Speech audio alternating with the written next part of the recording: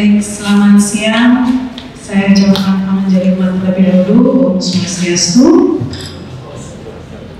Yang terhormat Bapak Kepala Sekolah atau yang mewakili, kemudian pemateri kita bersama Ayu Made Kriastini,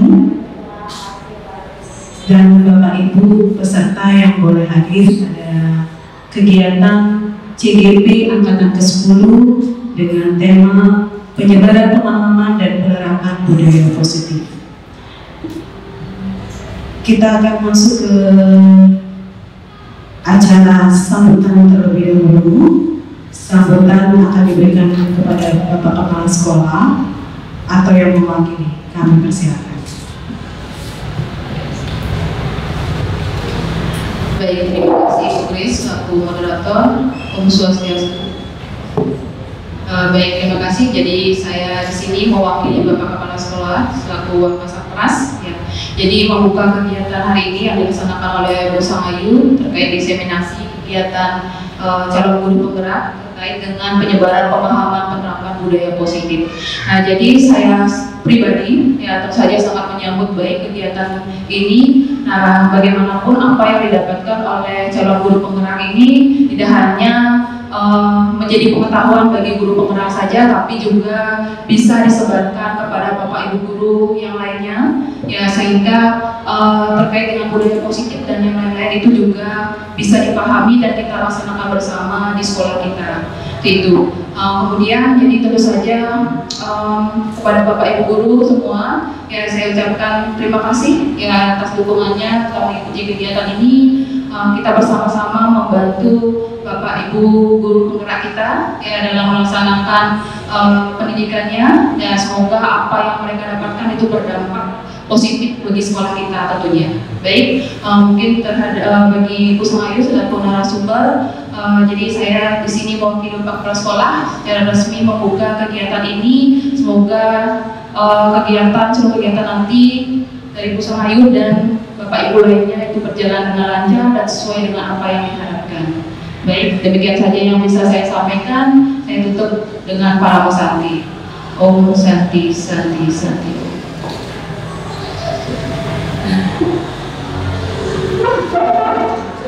Baik, terima kasih kepada Ibu Wakasatpras ini. Selanjutnya kita akan masuk ke dalam pemateri, dan 1 jam ke depan kita akan membahas tentang penyebaran pemahaman dan penerapan budaya positif. Dalam kegiatan ini juga akan ada diskusi yang dibuka dalam 1 termin. Nanti akan 3 penanya ya Ibu, 3 penanya akan diberikan kesempatan untuk menyampaikan tentang penyebaran budaya positif. Pemateri adalah bersama Ayu Made Kriastini. Kita akan langsung masuk ke dalam materi. Saya mempersilakan kepada Bu Sangayu untuk menyampaikan atau memaparkan materi. Kami persilakan.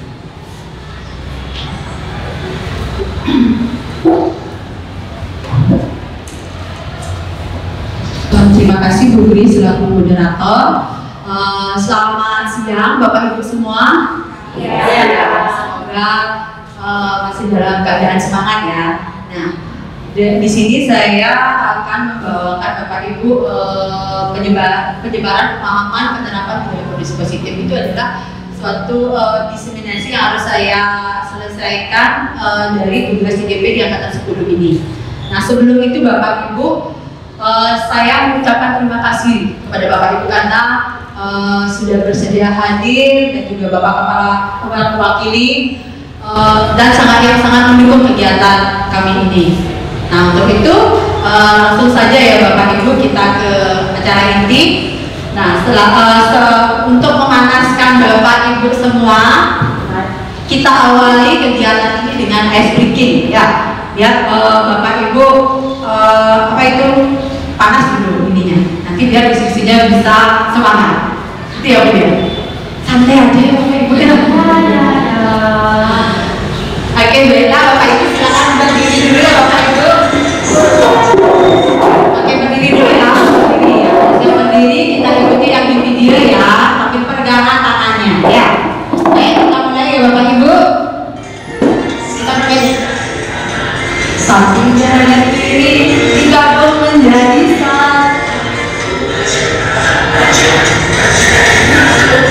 dua jari kiri digabung menjadi 4 dari kamera cepet. Digabung menjadi 6 dibuat menara TV.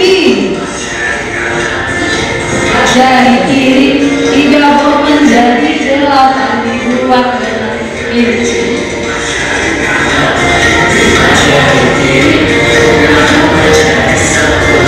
Siap berdoa.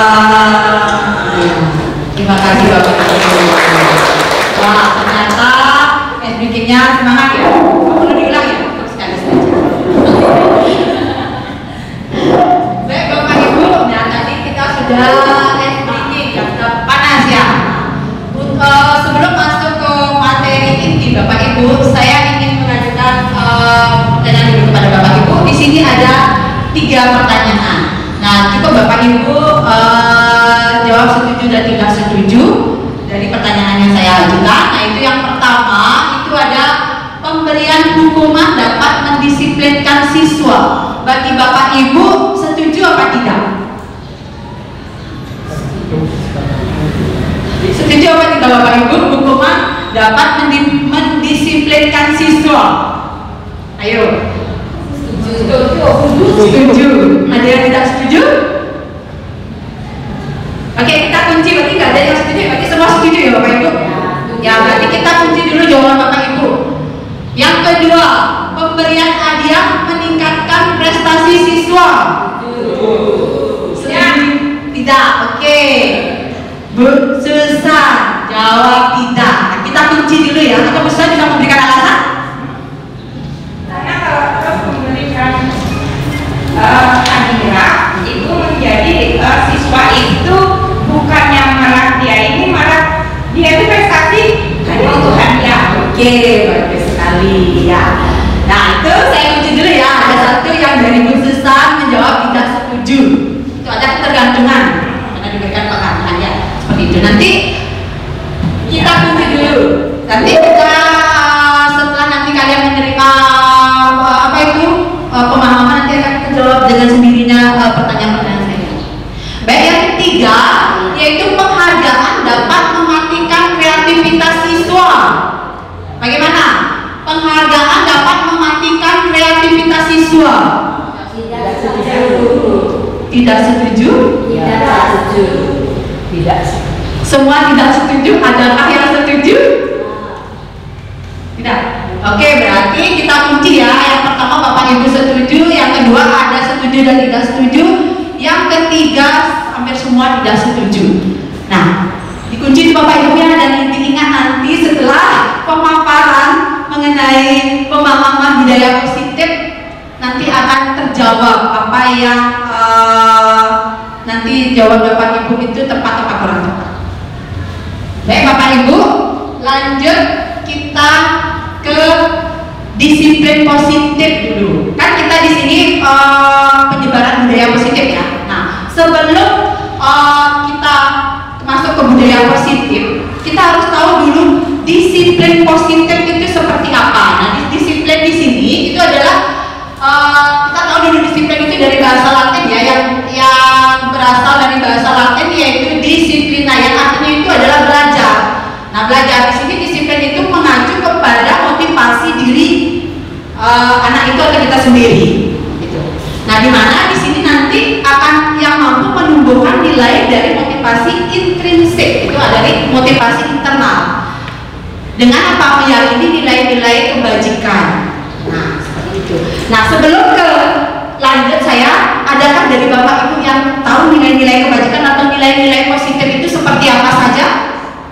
Nilai-nilai positif, oke, Bu Nur silakan. Ya, nilai-nilai positif yang bisa kita terapkan di sekolah, khususnya di kelas itu nilai kebersihan, nilai tanggung jawab, Benar, tanggung jawab. ya, kemudian tenggang rasa, Lagi, apa lagi ya? Bergotong royong. gotong royong. Ya, yang nantinya kalau kita kaitkan dengan profil pelajar Pancasila ya Bapak Ibu ya, nanti itu kita bahas sedikit. Baik, ya benar sekali apa yang disampaikan disampaikan Gubernur itu tadi nilai-nilai positif itu ada tanggung jawab, gotong royong, kejujuran, itu yang harus kita tanamkan pada siswa-siswa kita untuk mewujudkan apa? Bapak Ibu sekolah impian, seperti itu. Nah, dari disiplin positif, ketika sudah tercipta disiplin positif akan mampu mewujudkan budaya positif. Budaya itu kan kebiasaan ya Bapak Ibu. Nah, akan mampu budaya positif. Nah, dalam budaya positif itu merupakan perwujudan dari nilai-nilai atau keyakinan universal. Itu ada universal yang diterapkan di sekolah. Nah, universal itu Bapak Ibu secara umum yang menyeluruh seperti itu. Kayak kita kalau berbicara profil pelajar Pancasila itu ada 6 dimensi.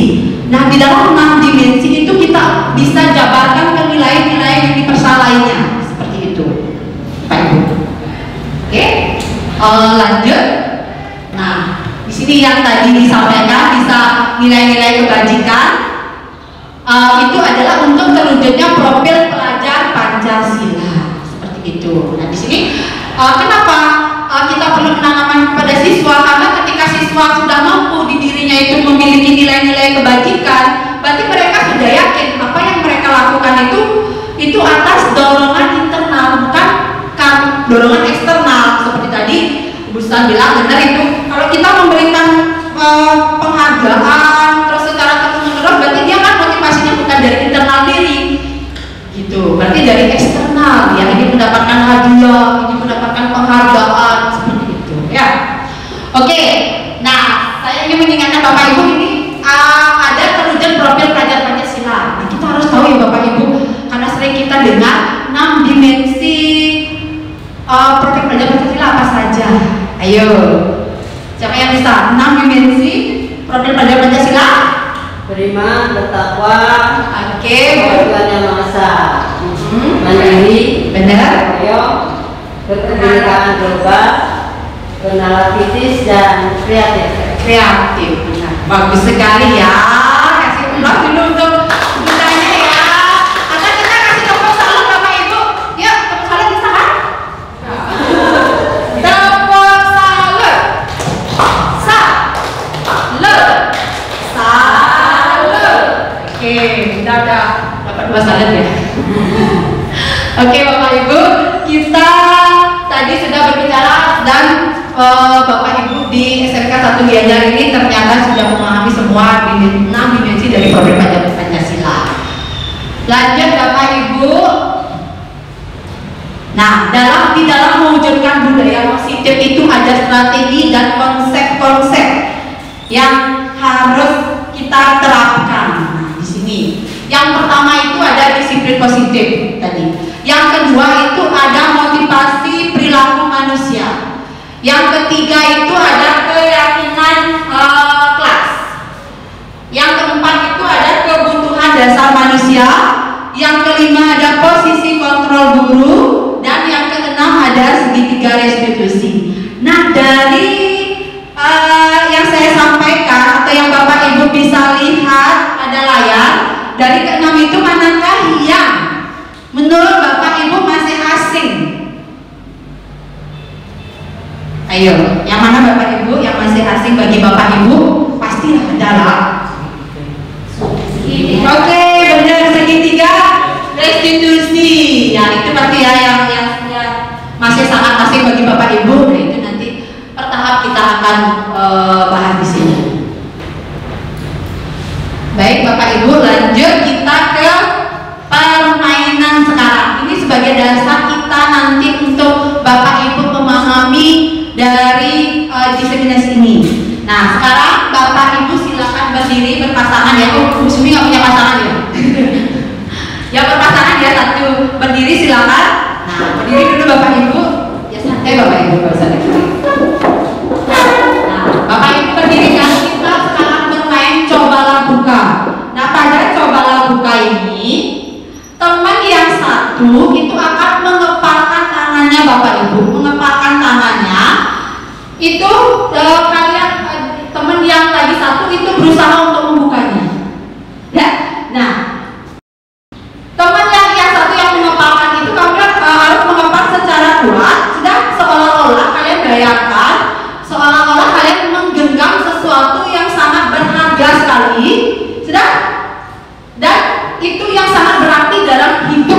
sekalian.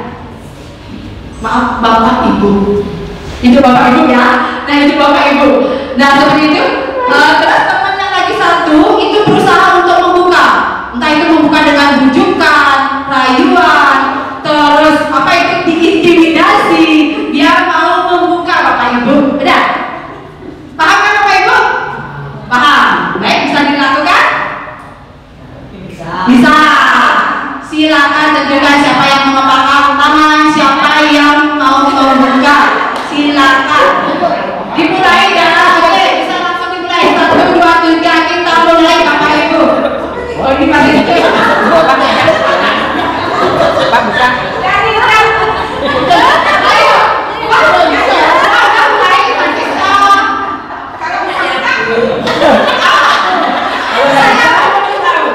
Bisa, oke.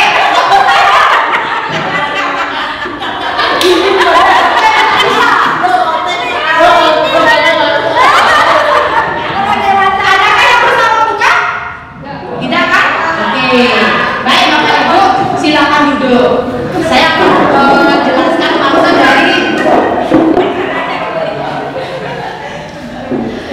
saya akan menjelaskan maksud dari permainan kita tadi Bapak Ibu. Nah begini, ketika yang teman yang satu menggenggam tangan, yang satunya tersebut apa? Berusaha untuk membuka. Apa yang terjadi di situ Bapak Ibu? Apa yang terjadi? Ada yang bisa? Apa yang terjadi?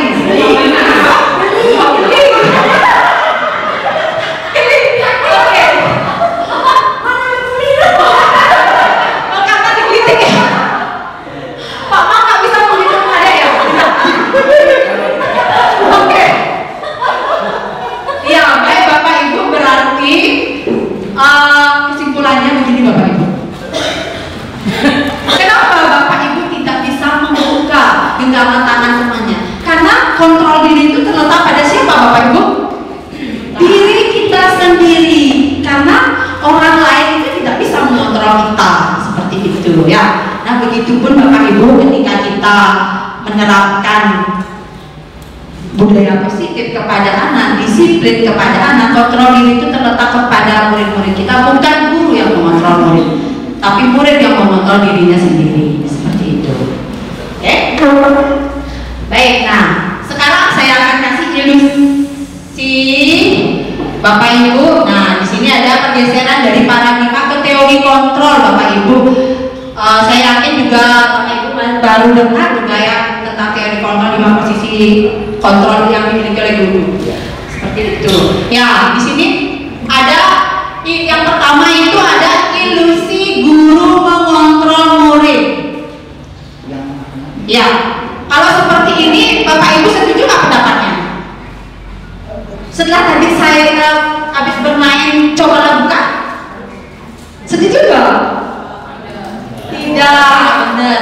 Ilusi guru mengontrol murid. Nah, ilusi guru mengontrol murid, ilusinya begini contohnya Bapak Ibu. Ketika kita memberikan tugas kepada murid, oh tugas itu akan diselesaikan, tetapi kenyataannya ada beberapa murid yang belum mengerjakan kan? Ya, berarti itu kan kita tidak bisa mengontrol semua murid seperti itu. Terus yang kedua itu ilusi bahwa semua penguatan positif itu efektif dan bermanfaat. Bagaimana? Bagaimana semua penguatan positif itu efektif dan bermanfaat? Belum tentu ya Bapak Ibu. Kan belum tentu kan semua penguatan positif itu bermanfaat, itu belum tentu. Nanti kita akan lihat juga ya. Yang ketiga, ilusi bahwa kritik dan membuat orang merasa bersalah dapat menguatkan karakter. Bagaimana kalau yang ini? Ilusi bahwa kritik dan membuat orang merasa bersalah dapat menguatkan karakter. Bagaimana? Bisa, ada yang salah, Oke, bisa nggak ya alasannya ya? Kemudian.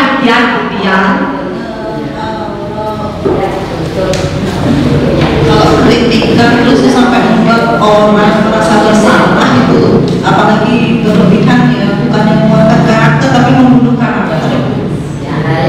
Ya, bagus sekali ya kemudian. Tadi itu pendapatnya ya, benar sekali. Ketika kritikan itu membuat orang merasa bersalah, apa dampaknya Bapak Ibu? Orang itu kan merasa apa? Menyalahkan diri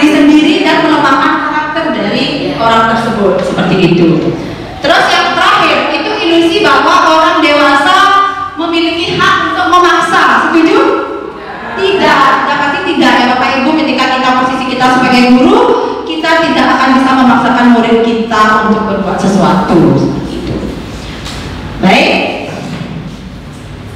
Nah, kenapa ada teori motivasi Bapak Ibu? Karena ketika kita berbuat sesuatu, melakukan sesuatu, itu Bapak Ibu, itu ada motivasi atau dasarnya kalian Bapak Ibu tidak seperti itu ya. Nah, di situ ada 3 motivasi Bapak Ibu.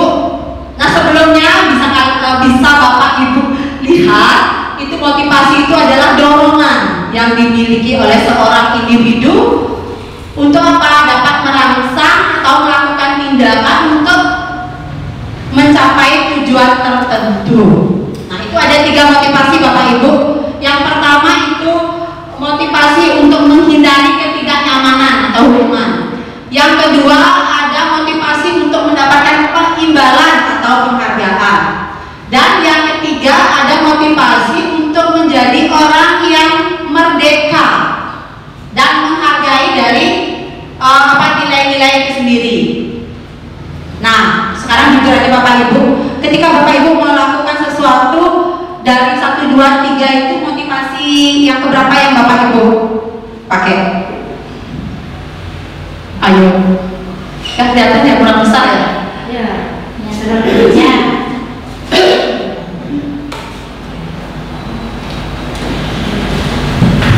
Yang ketiga itu untuk menjadi orang yang mereka inginkan dan menghargai diri sendiri sesuai dengan nilai yang dia. Nah, dari ketiga itu, ketika Bapak Ibu melakukan sesuatu, apa yang menjadi dasar Bapak Ibu? Yang mana? Jujur aja. Ya, oke, yang nomor 1 ya, kemudian yang nomor 1 itu untuk menghindari ketidaknyamanan atau hukuman. Hukuman. Ya. Yang kedua untuk mendapatkan penghargaan. Yang ketiga untuk menjadi orang yang mereka inginkan dan menghargai diri sendiri sesuai dengan nilai yang diyakini. Ketiga ya, Pak? Ketiga. Oke, berarti bagus ya. Berarti di semua yang hadir di sini ya Bapak Ibu, SMK sudah melakukan sesuatu itu sudah dari diri sendiri. Berarti tidak ke yang pertama. Maksudnya saya melakukan sesuatu itu menghindari ketidaknyamanan loh, karena takut dihukum. Saya misalnya datang ke waktu ke sekolah itu biar Bapak Kepala Sekolah tidak marah, itu loh maksudnya. Berarti tidak gitu ya. Berarti motivasi internal semuanya. Ya, ya kemudian nggak ada apa? Iya, benar-benar ya. Itu, ya? Oke. Iya. Oke, Bapak Ibu seperti itu ya. Nah, di sini nanti Bapak Ibu, yang kalau Bapak Ibu nanti memilih motivasi 1 dan 2 itu motivasi melakukan sesuatu itu didasarkan pada ketidaknyamanan atau hukuman, itu nanti ketika Bapak Ibu melakukan itu, nanti tindakan yang dilakukan itu bisa berupa apa? Hukuman psikis atau psikologis seperti itu nantinya. Terus yang kedua, kalau mendapatkan imbalan berarti ya tadi disampaikan Bu Susan, melakukan sesuatu harus apa? Ketika tidak ada penghargaan, tidak ada imbalan, tidak mau melakukan itu, kayak gitu. Nah, yang ketiga ini dan motivasi internal ini yang penting Bapak Ibu miliki, yang nantinya Bapak Ibu di poin terakhir itu saya tuliskan di situ, nantinya mampu seseorang memiliki disiplin diri positif nantinya di situ. Kalau Bapak Ibu sudah apa itu melakukan motivasi karena nilai yang diyakini, berarti dari diri Bapak Ibu atau internal atau motivasi intrinsik Bapak Ibu itu sudah ada. Nah, akan mampu nanti saya melakukan itu bukan karena imbalan, karena tidak nyaman, tapi karena nilai-nilai yang Bapak Ibu yakini. Kesadaran. Iya, kesadaran, benar. Seperti itu. Sudah Bapak Ibu? Sudah? Sudah, kita lanjut. Oke, nah di sini Bapak Ibu. Nah, sebelum bisa Bapak Ibu lihat.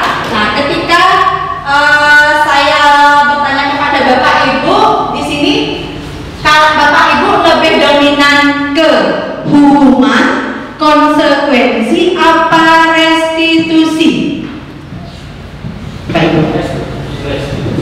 Oke, restitusi ya, restitusi. Semua ke restitusi ya? Iya. Berarti sudahkah menjawab pertanyaan yang pertama Bapak Ibu yang tadi? Pemberian hukuman dapat mendisiplinkan siswa. Coba Bapak Ibu setuju tadi kan? Iya kan? Ya, tetapi Bapak Ibu perlu ketahui bahwa hukuman itu ternyata dampaknya bagaimana Bapak Ibu? Membuat siswa itu menjadi apa? Ya, pendam kan? Menjadi siswa yang memiliki identitas yang gagal seperti itu, ya. Itu tidak Bapak Ibu. Kita lihat. Ya, berarti sekarang itu sudah tidak berlaku lagi hukuman Bapak Ibu ya. Yang kedua itu ada apa? Nah, di sini kata Bapak kebanyakan di sini tidak ada yang memilih konsekuensi dan hukuman ya. Tidak ada ya, berarti kebanyakan restitusi. Nah, itu berarti Bapak Ibu bisa lihat di situ perbedaan dari ketiganya itu. Karena kalau hukuman, nah hukuman itu kan bersifat tidak terencana ya, tiba-tiba ya. Nah, bisa dicontohkan ya hukuman itu seperti apa? Misalnya ada siswa yang datang terlambat ke sekolah Bapak Ibu ya, datang terlambat ke sekolah, terus misalnya Puslias mengajar lagi, siswanya datang terlambat, nah Puslias langsung silakan menyuruh siswanya untuk apa? Membersihkan WC. Nah itu termasuk ke dalam hukuman. Nah terus yang kedua itu konsekuensi, itu bersifat terencana Bapak Ibu. Itu ada kesepakatan antara siswa dan guru, tetapi ada konsekuensinya. Konsekuensi itu dibuat oleh guru, satu pihak guru. Nah di sini guru ketika sudah ada kesepakatan, nanti kita akan berbicara ada keyakinan kelas. Ketika ada kesepakatan antara guru dan siswa, guru lagi membuat konsekuensi. Contohnya seperti keyakinan kelasnya adalah datang tepat waktu. Nah, tapi guru lagi membuat konsekuensi, yang datang terlambat didenda 5.000 seperti itu. Nah konsekuensinya itu bersifat ya satu arah. Yang ketiga Bapak Ibu, nah yang ketiga ini benar sekali Bapak Ibu tadi menjawab restitusi. Nah ini yang paling bersifat paling positif ya Bapak Ibu dari ketiganya, itu adalah nanti mampu menciptakan apa? Menciptakan kondisi apa Bapak Ibu? Dari siswa yang gagal menjadi siswa yang sukses. Artinya di sini pada restitusi ini guru itu akan apa itu? Melakukan pendekatan dengan siswanya. Kalau restitusi ini melakukan pendekatan, menanyakan masalahnya, nanti setelah detail akan ada penjelasan di belakang. Terus menanyakan kesalahannya dan memecahkan permasalahan secara bersama-sama. Itu di restitusi, Bapak Ibu. Oke? Baik, kita lanjut. Nah, sekarang silakan Bapak Ibu jawab. Yang pertama dulu ya, sama-sama kita jawab ya. Dari penjelasan tadi Bapak Ibu kan. Nah, yang pertama itu termasuk konsekuensi apa hukuman Bapak Ibu? Hukuman ya? Hukuman. Mencatat 100 kali di kalimat di dalam buku kalimat, saya tidak akan terlambat lagi karena terlambat ke sekolah. Itu hukuman ya? Hukuman apa konsekuensi? Hukuman. Hukuman apa konsekuensi? Kalau ada kesalahan, ya konsekuensi. Ada kesalahan, iya. Itu dia menuliskan kesepakatan ketika dia datang terlambat mencatat 100 kali. Kalau hukuman itu ada psikisnya. Fisik. Iya, fisik. Sorry, fisik. Ya. Nah, yang sekarang yang kedua, lari mengelilingi lapangan basket 2 kali karena terlambat hadir di sekolah. Iya, sudah pasti hukuman ya Bapak Ibu. Yang ketiga, membersihkan coretan yang dibuangnya di meja tulis. Konsekuensi, benar. Yang selanjutnya, murid diminta untuk push up 15 kali karena tidak menggunakan masker ke sekolah.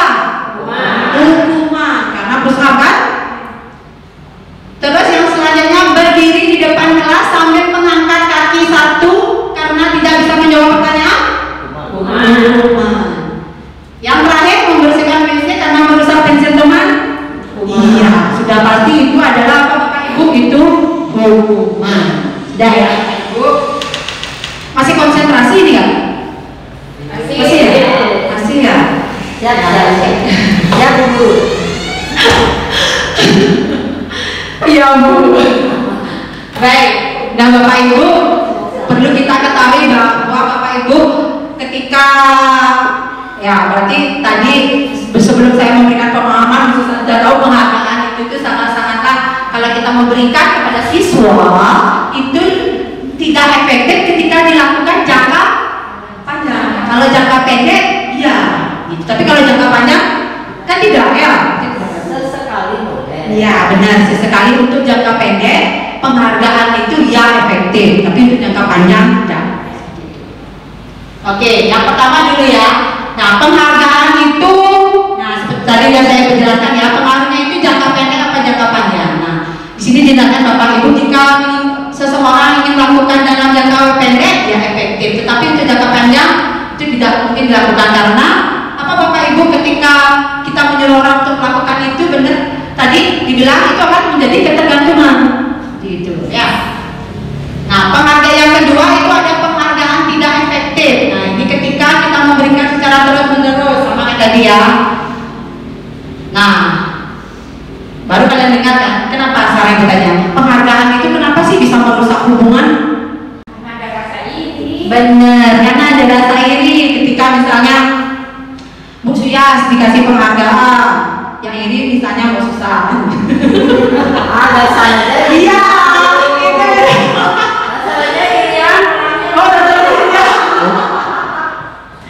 Ya, seperti itu ya Bapak Ibu, itu adalah maka yang lain akan merasa iri karena apa? Mereka tidak akan menyukai orang yang diberikan penghargaan seperti itu. Nah, begitu juga kepada murid-murid kita untuk melakukan itu Bapak Ibu, jangan sekali-sekali kita memberikan penghargaan seperti itu ya.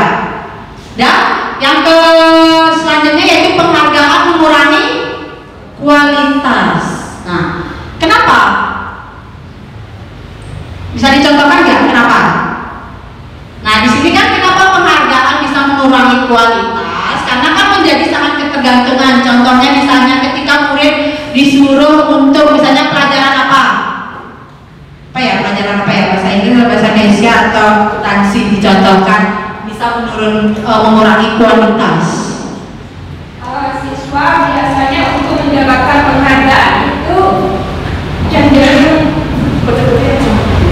siswa begini, kalau biasanya untuk mengejar penghargaan siswa itu cenderung kadang-kadang berbuat curang, misalnya dengan menjawab yang dia misalnya tidak tahu tapi dia curang dengan melihat kemana atau mencontek kemana, padahal belum tentu dia itu memang benar-benar pintar.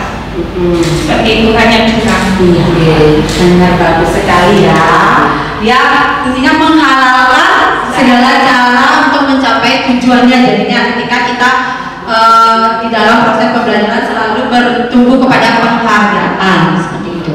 Nah yang terakhir Bapak Ibu, ini ada penghargaan mematikan apa?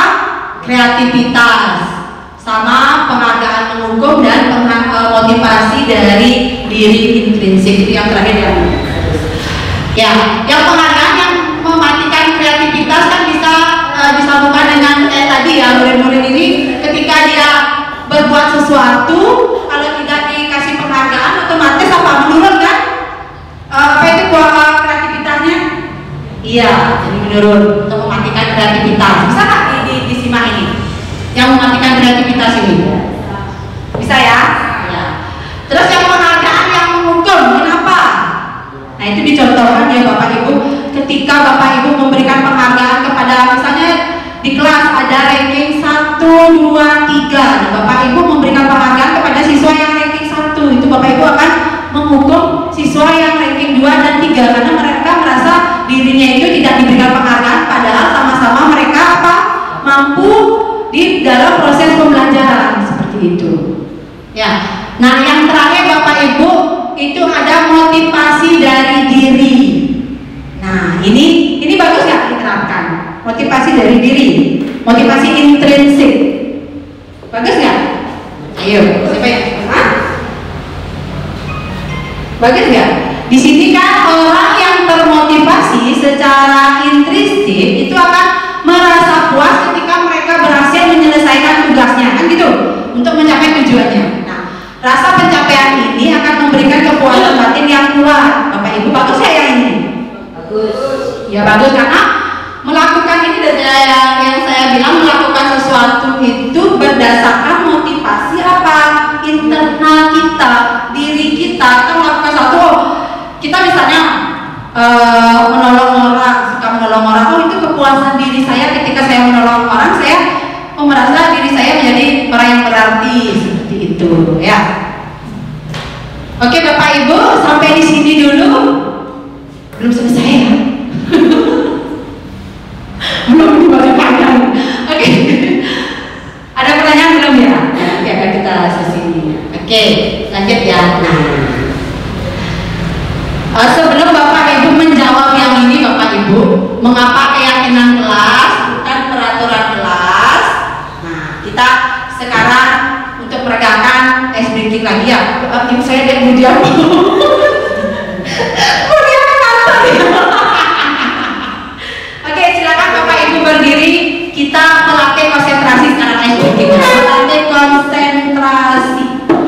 Kita bermain semut dan gajah. Mendeskripsikan semut dan gajah Bapak Ibu. Nah, begini Bapak Ibu. Ya, ketika saya bilang semut, kan kalau semut itu dideskripsikan itu kan kecil. Kalau gajah itu kan besar.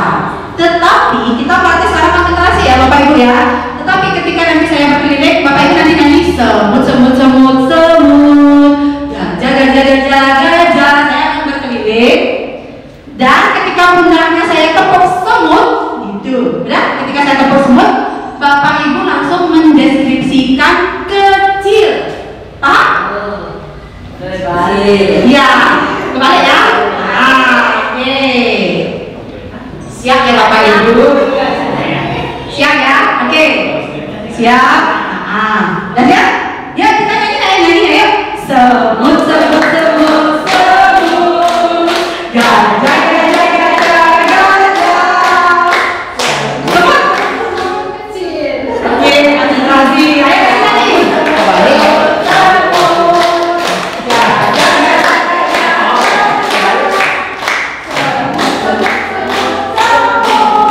Gajah.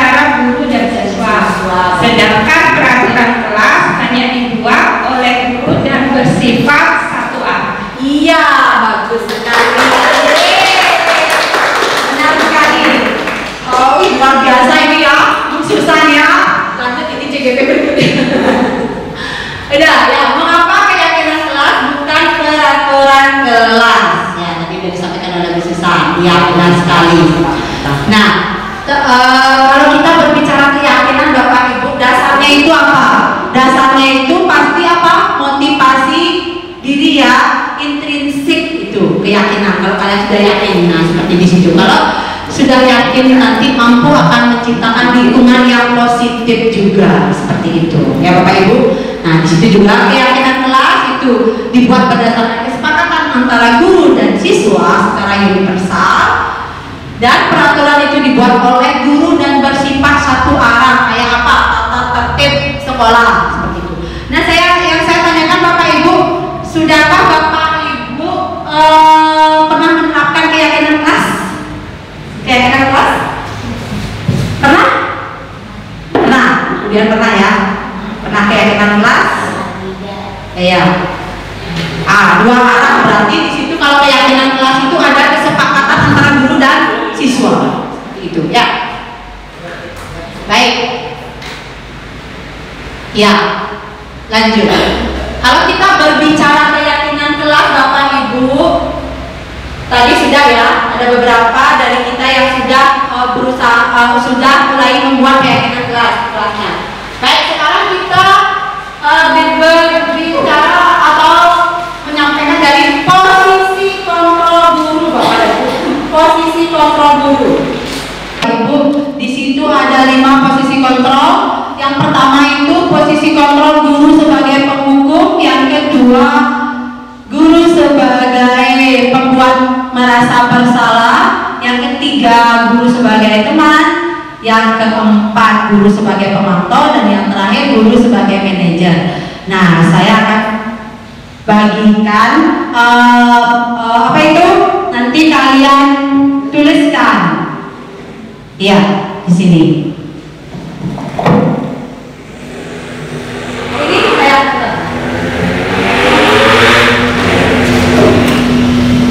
biar bagus kan.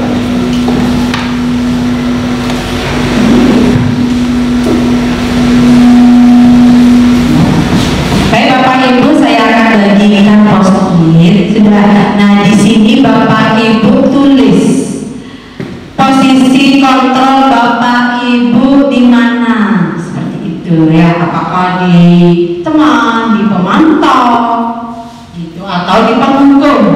Ya, Bu Suyan mungkin di penghukum. Kenapa? Bisa dong. Nanti kan. Sudah Bapak Ibu, saya akan bagikan ke kita.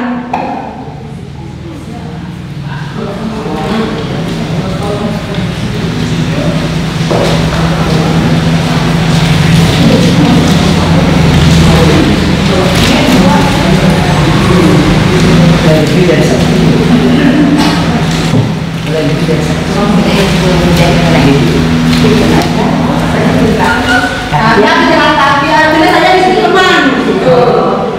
Ya, tulis saja di situ Bapak Ibu, nanti akan. Ya, nah, isi buku situ. Ya. Baik Bapak Ibu. Nah, sudahkah Bapak Ibu? Silakan Bapak Ibu simpan dulu post-it yang sudah Bapak Ibu tuliskan itu. Nanti akan saya tanya di akhir ya, posisi Bapak Ibu di mana. Ya Bapak Ibu. Nah perlu Bapak Ibu ketahui Bapak Ibu, ketika perilaku kontrol yang negatif itu ada pada di penghukum dan pembuat merasa bersalah tadi, yang seperti dikatakan oleh Bu Dian itu, yang bisa melemahkan karakter siswa, bukan menguatkan. Ya, itu nanti akan menciptakan identitas siswa yang gagal. Nah, kalau yang perilaku kontrol yang positif itu adalah teman, pemantau, dan manajer. Nah, di manajer ini yang mampu mengontrol diri, nanti akan mampu menciptakan identitas siswa yang sukses, seperti itu. Baik, Bapak Ibu, sudah selesai ya? Disimpan ya, nanti akan saya minta Bapak Ibu di akhir menjelaskan, saya akan lihat posisi yang Bapak Ibu pilih di mana dan alasannya kenapa. Oke, nah Bapak Ibu, di sini saya akan memberikan contoh yang pertama, bagaimana seorang guru sebagai penghukum. Ini video contoh posisi kontrol guru sebagai penghukum, Bapak Ibu. Kamu deh, pasti terlambat. Saya Apa?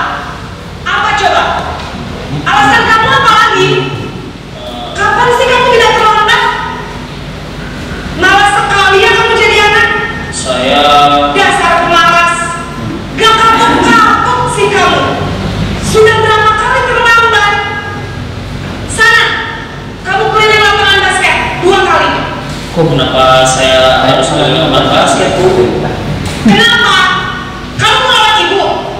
Berani-beraninya jawab. Sudah terlambat, masih berani jawab pula. Sekarang, keliling lapangan basket 5 kali sekalian. Biar kapok. Cepat. Pergi sana ke lapangan basket. Kalau posisi sebagai penghukum pun kata-katanya yang kasar ya Bapak Ibu, menghardik seperti itu. Nah, dampaknya bagi siswa itu bagaimana Bapak Ibu?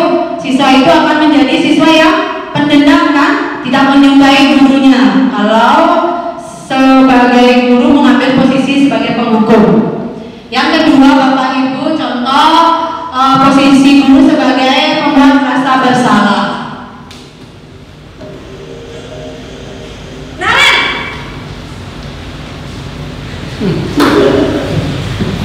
Selamat pagi, Bu. Naren, kamu kenapa terlambat lagi, nak? Ya Tuhan, Naren, kamu senang ya bikin ibu susah ya? Kalau kamu terlambat lagi, nanti ibu yang ditegur bapak kepala sekolah, nak. Disangka ibu tidak bisa membina kamu. Duh, gimana ini? Maaf, Bu. Duh, Gusti Naren, kamu suka ya kalau ibu ditegur bapak kepala sekolah? Terus, sekarang ibu harus tulis apa ini di buku absen? Ini kamu sudah sering terlambat loh. Ibu harus apa coba? Maaf, Bu. Maaf sekali. Ya sudah, lain kali jangan bikin ibu susah lagi anak ya. Ibu tidak akan kuat lagi kalau kamu begini terus. Bisa jantungan kalau ibu tegur bapak kepala sekolah. Sana cepat ke kelas. Maaf ya, Bu. Maaf sekali. Ya, pada posisi kontrol guru sebagai pembuat merasa bersalah, itu guru itu bahasanya itu tuh lembut ya, tapi dia menyakitkan. Nah, di situ. Jadi dampaknya siswa ini menyalahkan dirinya sendiri, jadinya malah menjadi siswa yang kurang percaya diri. Ya. Lanjut. Nah, sekarang posisi kontrol guru sebagai teman.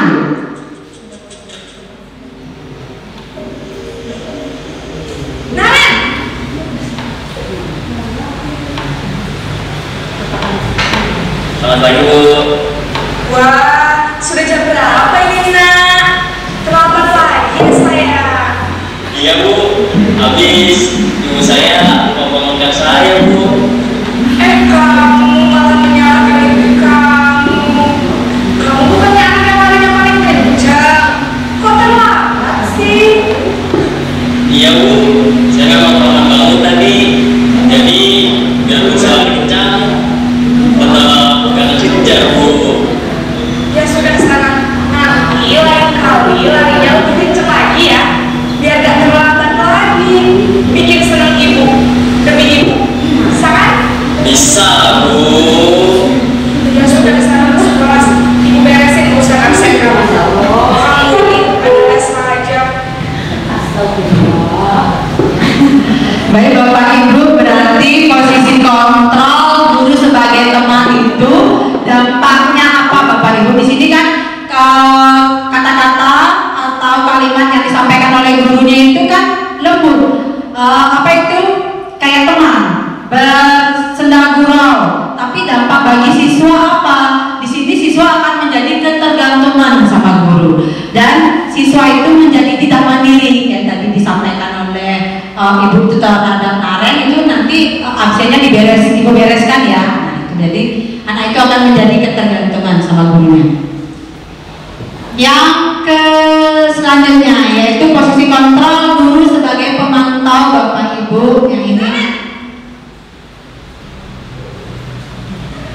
Dagang. Naren. Iya benar. Jam berapa kita harus masuk sekolah? Kita harus di sekolah jam 7, Bu. Iya betul. Sekarang sudah jam 7. Naren sudah tahu konsekuensinya jika terlambat hadir. Paham, Bu. Saya harus tinggal kelas pas jam istirahat selama 20 menit. Iya benar. Konsekuensinya demikian. Jadi nanti jam 9.30 pas istirahat, kamu harus tinggal di kelas, kerjakan tugas tambahan untuk ketertinggalan kamu, ya? Baik, Bu. Baik Bapak Ibu, tadi itu adalah posisi kontrol guru sebagai pemantau. Nah, sebagai pemantau di sini seorang guru itu akan menanyakan kesepakatan yang telah mereka sepakati bersama dan dampaknya bagi murid seperti apa di sini Bapak Ibu. Kalau pemantau, murid belum bisa mandiri sepenuhnya di sini ya. Yang tadi teman itu kan tidak menjadi mandiri, yang di sini belum mandiri sepenuhnya. Kalau siswa, kalau posisi guru itu datar, dia datar. Kalau pemantau itu gurunya datar, itu menanyakan apa aturannya apa, terus apa yang dilakukan, seperti itu di pemantau. Nah, yang terakhir adalah posisi di manajer Bapak Ibu.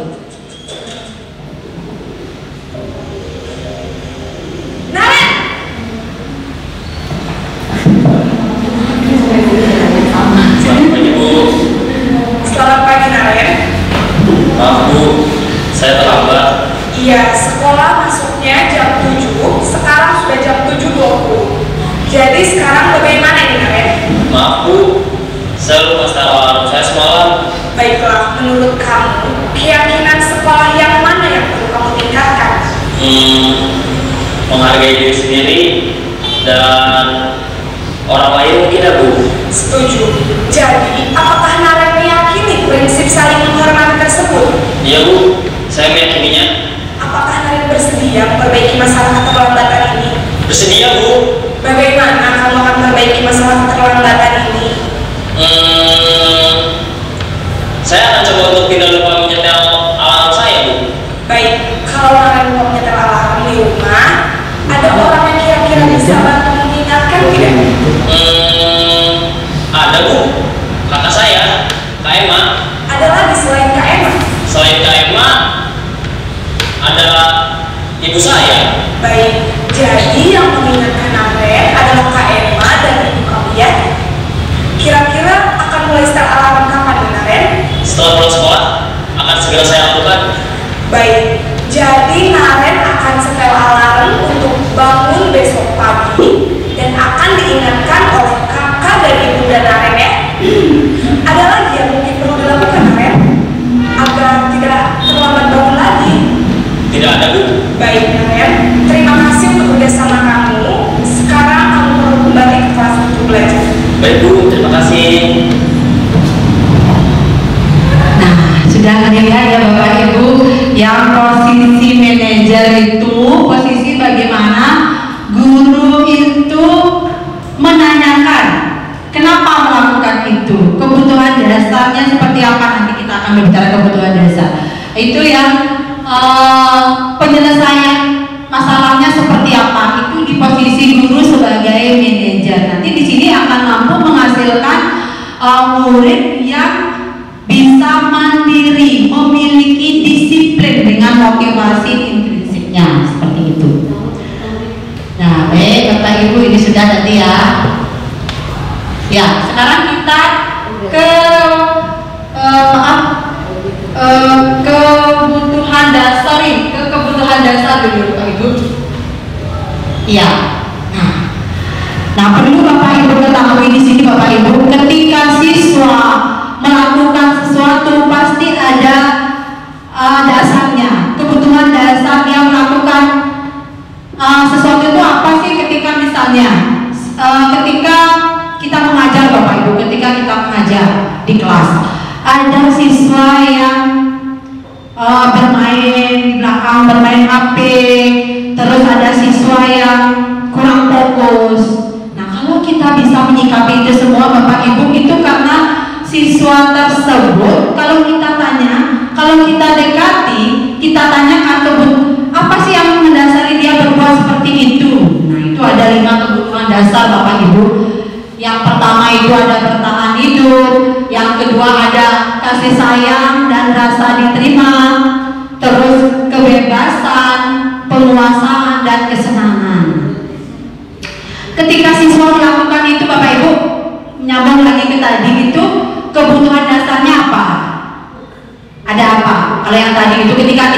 mengajar di kelas, ada siswa yang di belakang ribut main HP, tidak memperhatikan apa yang kita jelaskan. Kebutuhan dasarnya apa? Ya, ada banyak kemungkinan kan? Ada banyak kemungkinan.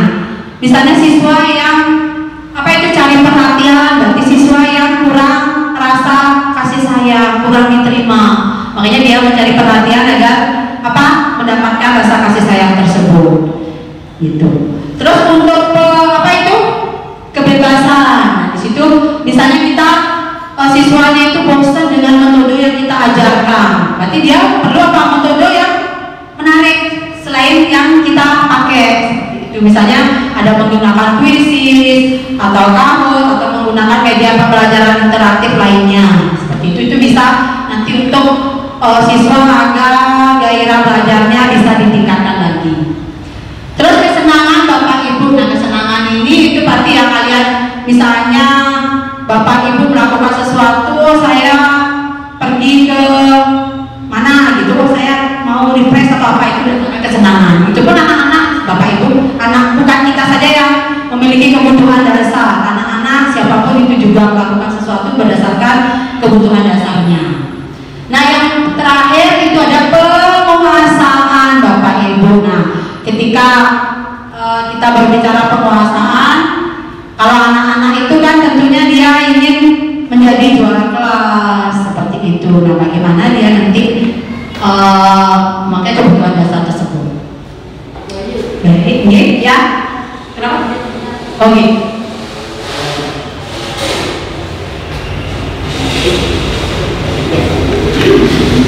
Baik, yang selanjutnya Bapak Ibu. Ya, yang selanjutnya ada yang terakhir ya, ini ada segitiga restitusi Bapak Ibu. Yang ini kan yang paling Bapak Ibu asing dengar. Ya, segitiga restitusi. Nah, dalam segitiga restitusi ini ada 3 hal Bapak Ibu yang paling dasar. Nah, yang paling dasar dilakukan itu kan ada yang paling dasar tuh. Dari segitiga itu adalah menstabilkan identitas. Nah, pada tahapan menstabilkan identitas di situ Bapak Ibu, di sini bagaimana kita bisa mengubah dari yang seperti disebutkan tadi, dari siswa yang memiliki identitas gagal karena masalah itu bergeser ke identitas siswa yang sukses. Dengan cara bagaimana Bapak Ibu ketika siswa mengalami permasalahan, bagaimana kita menstabilkan identitas ini, menanyakan kepada siswa, kenapa melakukan itu? Apa alasan kamu melakukan itu? Apa akibatnya melakukan itu? Seperti itu di menstabilkan identitas. Terus yang selanjutnya pada tahapan yang kedua Bapak Ibu itu ada validasi tindakan yang salah. Nah, pada tahapan validasi tindakan yang salah ini guru di situ akan berbicara ke murid bahwa melanggar. Di sini pada tahapan ini Bapak Ibu, guru akan membicarakan kenapa kalian melanggar aturan itu, kenapa tidak mengindahkan aturan itu. Nah, di sini tetapi yang guru itu tidak boleh begini loh. Di sini di validasi tindakan yang salah ini guru memposisikan dirinya itu tuh melakukan kesalahan itu tuh pernah loh Ibu lakukan juga, kayak gitu, memposisikan diri seperti itu kalau di validasi tindakan yang salah. Nah, dan guru tidak boleh menyalahkan bahwa di situ dan saya tekankan aturan itu, melanggar aturan itu adalah sikap yang baik, itu tidak boleh Bapak Ibu ya. Di situ itu tidak boleh dilakukan di validasi tindakan yang salah. Nah, yang terakhir Bapak Ibu, tahapan yang terakhir adalah menanyakan keyakinan. Nah, menanyakan keyakinan. Nah, pada tahapan ini Bapak Ibu, pada tahapan ini adalah di mana siswa itu termotivasi secara internal. Di sini guru mulai menanyakan keyakinan kelas, apa yang belum ditunjukkan, sampai siswa itu menyadari kesalahannya dan mau memperbaiki kesalahannya. Di sini jadinya ketika siswa pada menanyakan keyakinan ini sudah menjadi siswa memiliki identitas yang sukses seperti itu. Nanti sesuai dengan yang dia percayakan. Di sini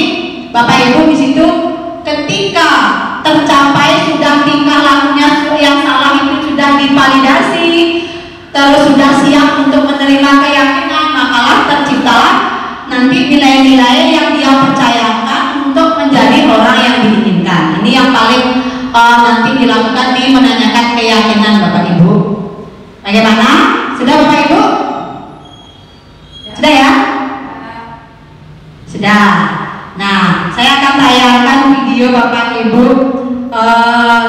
Saya satu kasus. Nah, satu kasus di sini saya sudah menerapkan di sini kasusnya itu anak kelas 11 akuntansi 2 metadanani pada hari itu menggunakan lab tanpa izin dari gurunya. Nah, pada saat menggunakan lab mereka bercanda dan menjatuhkan atau merusak host tersebut. Nah, di sini saya menerapkan segitiga restitusi dalam menyelesaikan masalah Bapak Ibu. Nah, di sini ada. Nah, maaf ini agak blur di video ini.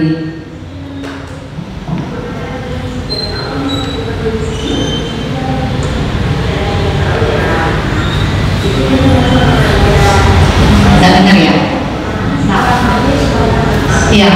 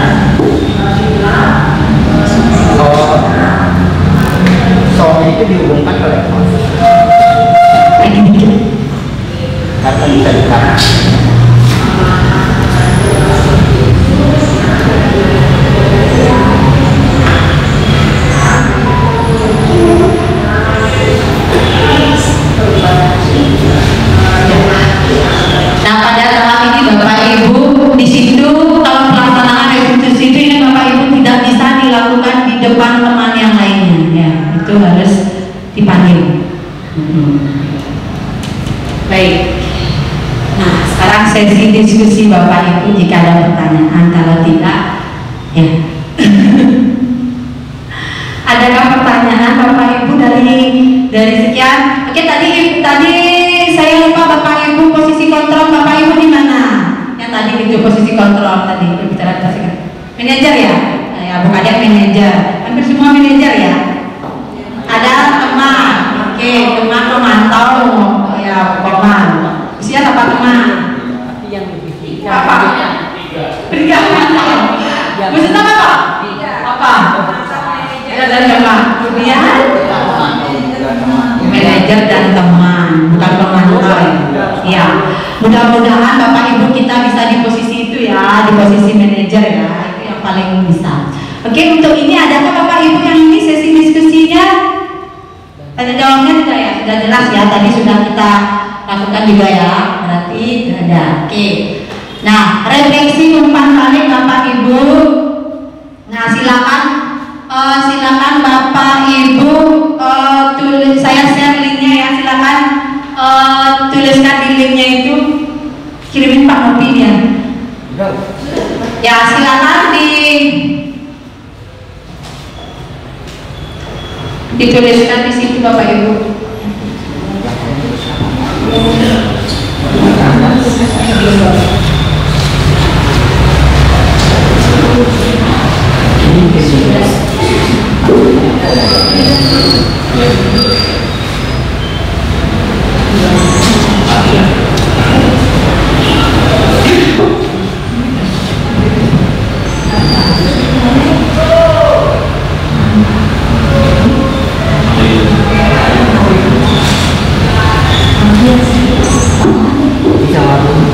Ya, apa Bapak Ibu?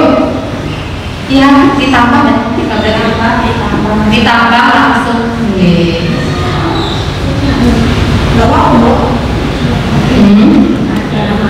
Maksudnya ditambah dengan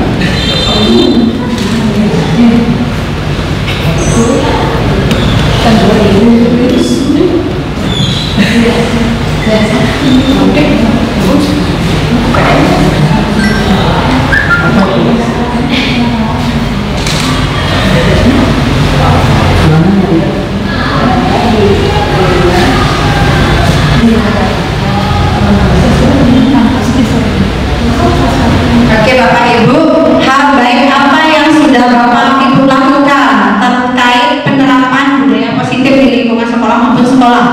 Hal baik apa yang sudah Bapak lakukan? Bapak Ibu lakukan. Yang sudah Bapak Ibu lakukan. Ingat yang sudah ya, bukan yang akan dilakukan. Yang sudah Bapak Ibu lakukan.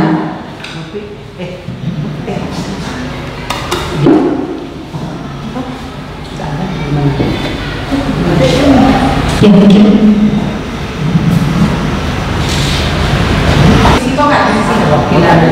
Ya, baik hal yang sudah dilakukan di kelas, membuat kesepakatan yang jadikan budaya positif di kelas. Ya subjek itu namanya. Iya apa? Nah, ini bisa dibuatkan warna-warni Bu. Ya, biar berpengaruh apa lihatnya.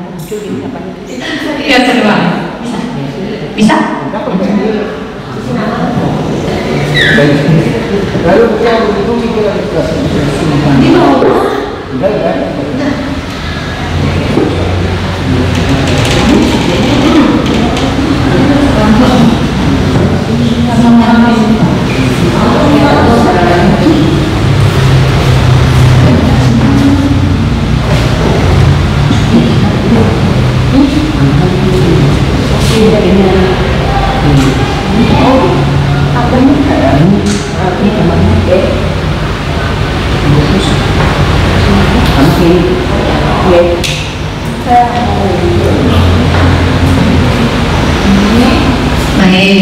Oke, Pak Rudi luar biasa, sangat luar biasa.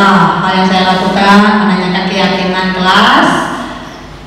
Nah, ada menyepakati keyakinan kelas yang berubah menjadi pribadi yang bertanggung jawab. Itu Bu Sri ya, sampai yang sudah saya lakukan dalam pengajaran di kelas, yakni mengawali dan baru membuat kesepakatan. Kemudian aku ya yang ada tadi ya yang pertama. Baik Bapak Ibu, tunggu yang lainnya ya, lagi dikit.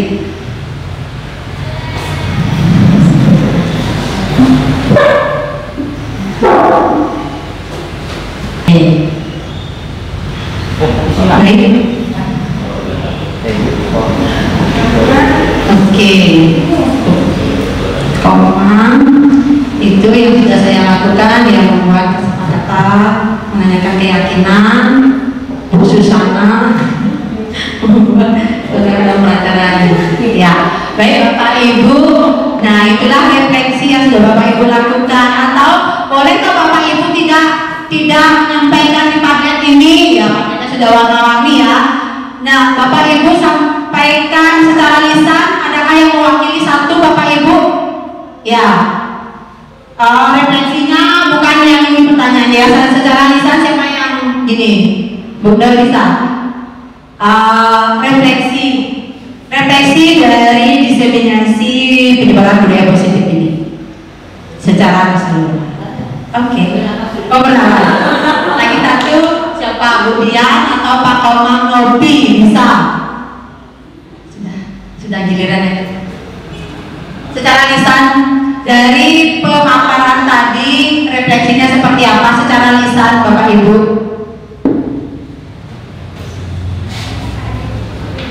Oke, Pak Koming. Baik, terima kasih. Ini sangat luar biasa, guru hebat semuanya. Pertama, saya menarik itu untuk rasa iri. Nah, itu refleksi pertama. Ini saya pernah alami waktu saya SD. Saya SD, kakak SMP. Terus ada di sana penghargaan yang dibilang tadi itu membunuh karakter. Benar. Kakak saya dapat juara, dia dikasih jam tangan yang lebih bagus daripada saya. Jadi saya protes. Sejak saat itu saya motivasinya turun. Kok dia lebih bagus, kalau dia lebih besar, lebih bagus dikasih saya. Nah itu mungkin pengalaman pribadi. Dan ketika itu juga ada pada saat saya dikasih uang 10.000 sama-sama dengan kakak, saya bahagianya luar biasa. Tapi pada suatu ketika kakak dikasih 20.000, saya tetap dikasih 10.000. Kok berubah jadinya, itu saya berubah kebahagiaan saya, padahal sebelumnya saya merasakan hal yang sama, bahagia.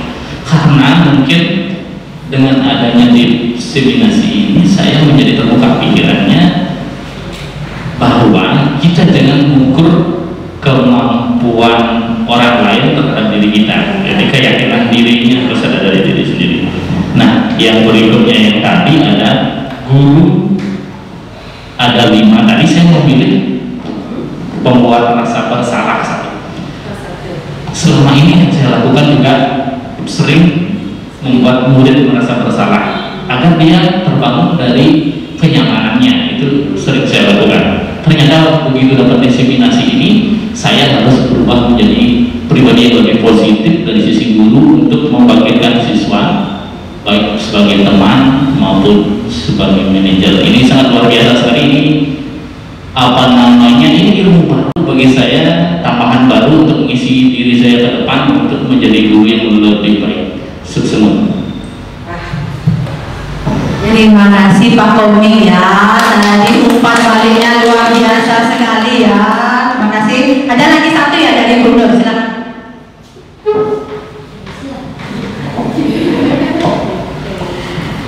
Baik, terima kasih Bu Ayu, guru hebat, Bapak Ibu yang lain juga.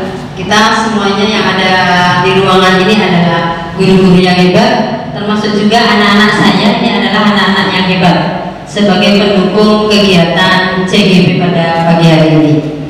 Baik, untuk sebagai refleksi umpan balik yang saya lakukan, yang saya sepakati dengan anak-anak di sini sesuai dengan apa yang sudah dibicarakan tadi, profil pelajar Pancasila, yaitu pada poin bergotong royong.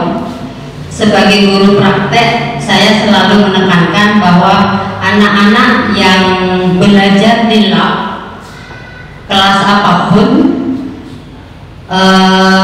sebelum melakukan praktek, ruangan itu harus dibersihkan dulu. Jadi kita sepakati yang piket untuk membersihkan setiap ada jam praktek, dan juga setelah selesai praktek untuk membersihkan dan merapikan ruangan itu kembali. Karena itu sudah menjadi kesepakatan, jadi mereka sudah tahu untuk mempersiapkan diri bahwa praktek itu harus dalam suasana kondisi yang bersih dan rapi di ruangan itu, baik sebelum, selama maupun sesudah praktek. Terima kasih Bayu. Wah, keren banget ya. Berarti Bu Nur sudah melakukan keyakinan kelas ya, yaitu keyakinan kelas itu dari Bu Nur membuang sampah atau menjaga kebersihan kelas, kayak gitu ya keyakinan kelasnya. Baik Bapak Ibu, untuk refleksinya sudah kita lakukan. Nah, yang sekarang sudah menutup ya Bapak Ibu, sudah selesai. Nah, Di akhir saya ucapkan banyak terima kasih Bapak Ibu karena sudah bersedia hadir pada kegiatan ini dan mendukung kegiatan saya untuk memenuhi pemenuhan tugas pada modul 1.4 yaitu penyebaran dan penerapan budaya positif. Nah, diharapkan nantinya Bapak Ibu bisa menerapkan di sekolah kita untuk mewujudkan sekolah impian kita. Terima kasih Bapak Ibu, dan saya tutup dengan Parama Santi. Om Santi Santi Santi Santi Om. Assalamualaikum warahmatullahi wabarakatuh. Salam budaya, salam kebajikan untuk kita semua. Baik, terima kasih kepada Bu Sangayu sebagai pemateri. Demikianlah kegiatan kita pada hari ini. Terima kasih juga kepada Bapak Ibu peserta yang boleh hadir pada hari ini. Mohon maaf bila ada kesalahan baik itu disengaja maupun tidak. Saya akhiri dengan Parama Santi. Oh Santi Santi Santi Om. Shalom, Namo Buddhaya. Assalamualaikum.